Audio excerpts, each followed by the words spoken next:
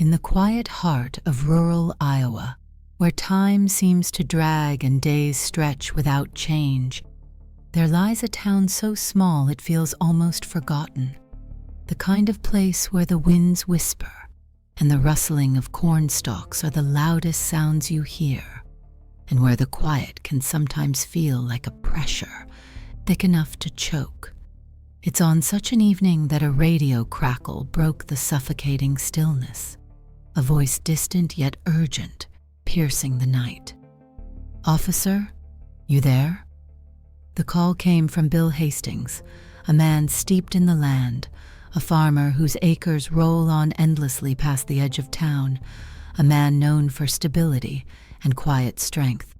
If Bill was calling the law, something was wrong, and that was a fact not lost on me. Bill spoke of the Barnes family, neighbors whose silence in itself was alarming. 2 weeks without a sign, with their homes starkly lit, livestock penned, and cars sitting untouched like ghosts refusing to move. Something was unsettling in that stillness.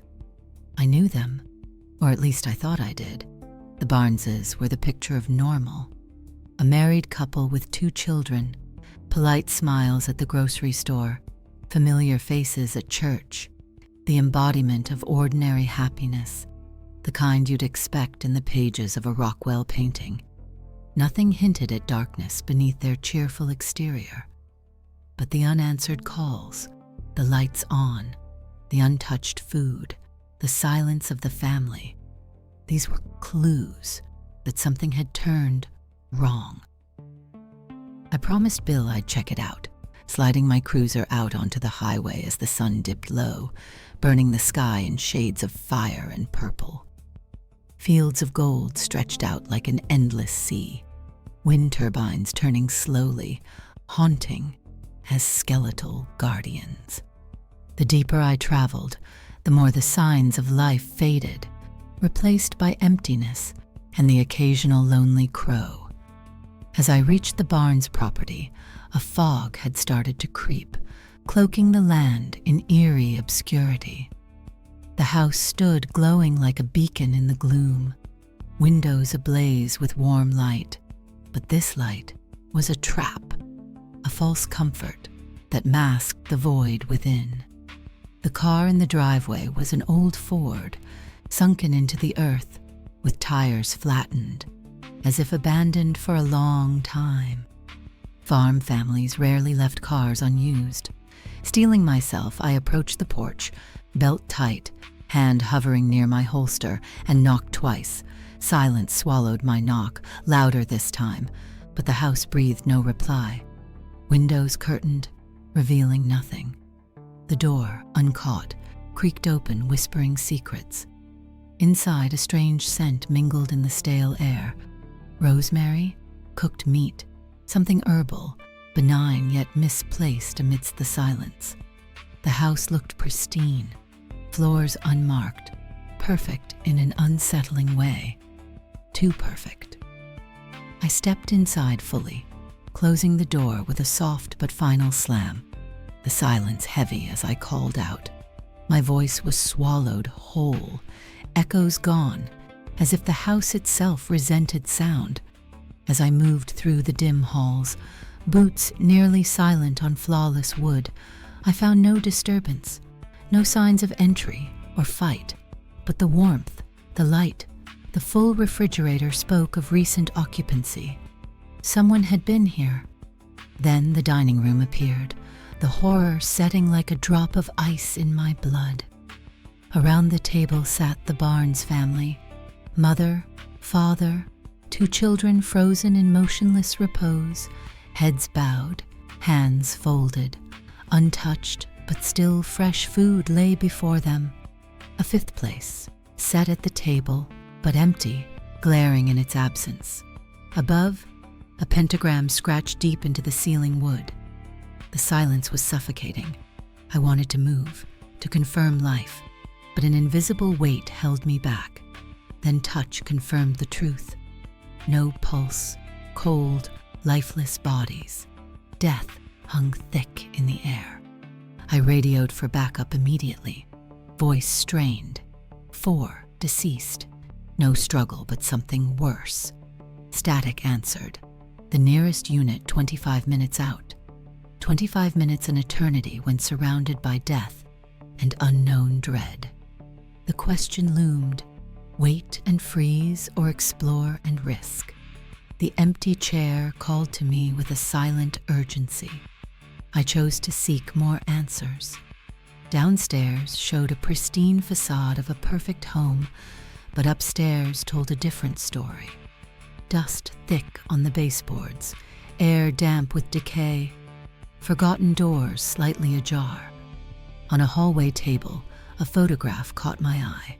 It was the family at the table, but the fifth chair held a grotesque figure, a warped, bulbous mass with limbs swollen and unnatural, a hateful mimicry of a child. The more I stared, the deeper the sense of wrongness burrowed. At the hall's end stood the master bedroom door, cracked open. Stepping inside, the stench hit me, metallic, sharp, the unmistakable blood. Dark stains soaked into the sheets, mattress, floor, spreading like a shadow of despair. No body in sight, no struggle, just the lingering sorrow of life lost. A black leather journal lay open on the nightstand, its pages a confession of grief, obsession, desperation.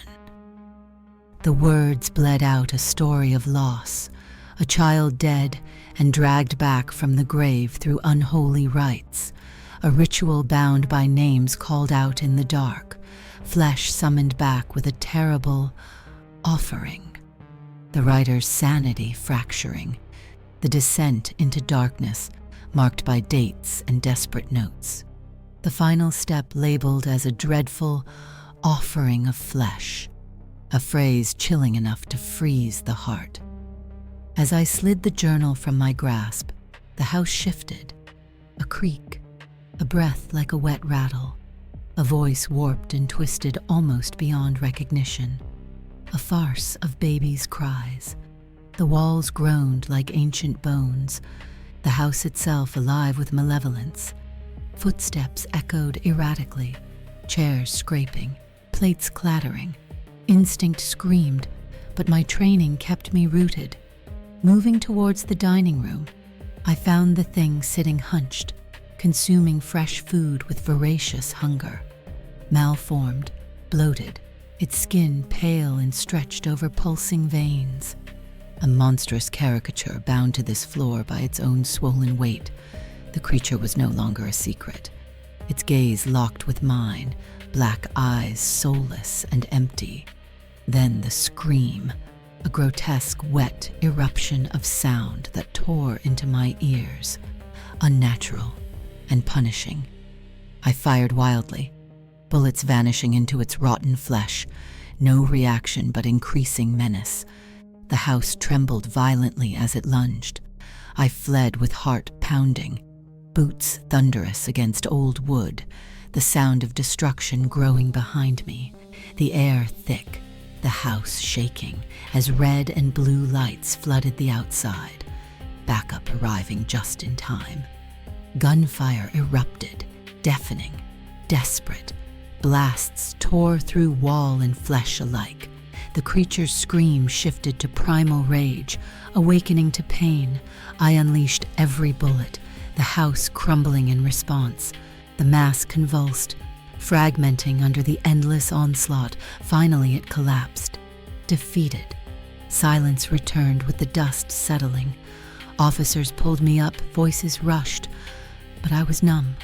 The flames consumed what remained of the house, that cursed origin of horror. A graying man in a stiff suit watched silently, telling me quietly to forget this night. Cleanup was swift and secretive. No bodies recovered, no reports filed.